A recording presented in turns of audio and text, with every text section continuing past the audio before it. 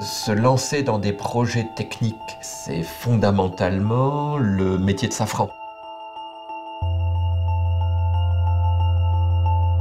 La construction s'étale sur environ 12 mois. Un an, c'est pas rien dans une vie quand même, c'est une phase assez importante.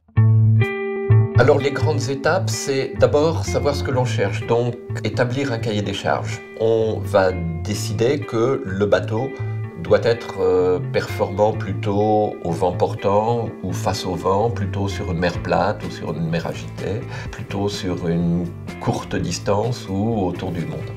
Définir quels sont les choix architecturaux de base. Donc on va s'adresser à un cabinet d'architecture. Donc là, en l'occurrence, le cabinet VPLP associé à Guillaume Verdier, qui était donc l'architecte de l'ancien bateau et de quasi tous les bateaux de dernière génération.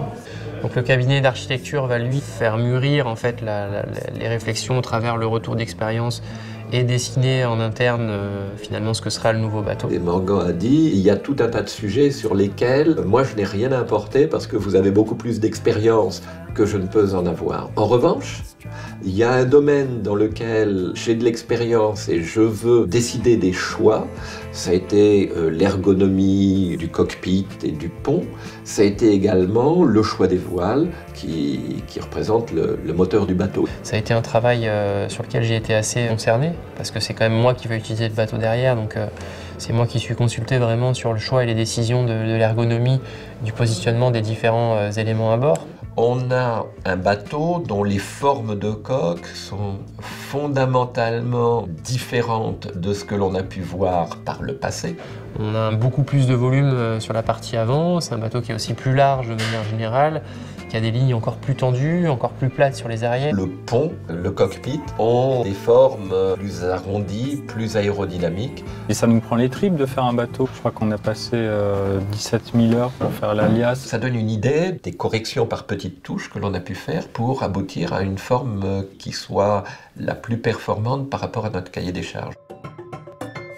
Ensuite, il faut choisir un chantier et l'engager à construire le bateau. Donc là, nous, on a décidé de s'adresser au chantier CDK. L'avantage, c'est que c'est un métier passionnant parce que nous, on passe de la quille, par le mât, par l'électronique, l'électricité, la plomberie. Toute l'équipe ici, CDK, ils sont tous bien motivés pour faire un beau bateau. Tout ça, c'est motivé par la passion et par l'envie de bien faire. Une fois que cette décision a été prise, on va attaquer la phase de construction du bateau qui commence par la réalisation des moules, pour pouvoir fabriquer derrière le pont et la coque, qui sont deux entités qui vont être faites indépendamment l'une de l'autre. C'est vrai qu'aujourd'hui, je pense que le bateau, il est fait à 95% de carbone. Il y a les voiles du bateau qui sont aussi en composite.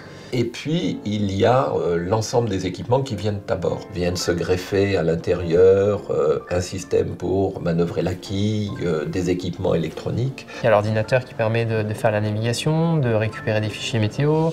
Il y a le pilote automatique qui permet de prendre la main quand c'est pas le marin qui est en train de piloter son bateau. Il y a énormément de technologies à bord. Et il y a l'aspect aussi sécurité où au final, déjà pour être performant, il faut arriver. Pour arriver, il faut avoir un bateau qui reste intègre. Et toutes ces choses-là passent aussi par des qualités de collage de ces cloisons. Donc il y a la précision, mais il y a toute la façon d'application. Il y a énormément finalement de petites choses et c'est toutes ces petites mains qui vont faire ces petites choses qui vont avoir une importance clé. Ce que je sais aujourd'hui, c'est qu'on est quand même globalement dans un sport technique, technologique. Donc c'est un peu comme dans la Formule 1, un bon pilote ne gagnera pas s'il n'a pas une belle machine. En voile, c'est un petit peu pareil. La chance qu'on a dans ce projet, c'est d'avoir la possibilité d'avoir pu construire une machine technologie récente, une des dernières générations d'IMOCA. Tout le monde l'attend, ce bateau. Donc on a les moyens techniques, technologiques de performer, d'aller ambitionner pourquoi pas une victoire sur des événements, voire sur un Vendée Globe.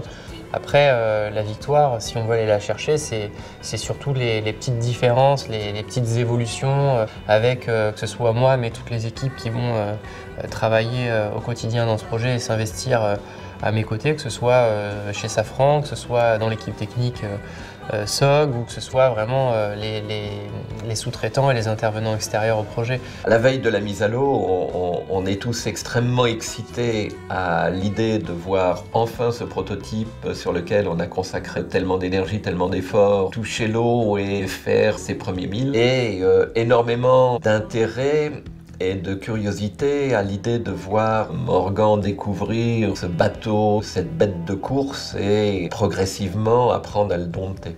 Ça a été un gros investissement pour pas mal de monde, moi y compris, mais aussi toute l'équipe technique, toute l'équipe de CDK qui a fabriqué le bateau. Donc on est plutôt à la fin de ce cycle-là, de cette phase-là, et c'est plutôt une bonne nouvelle.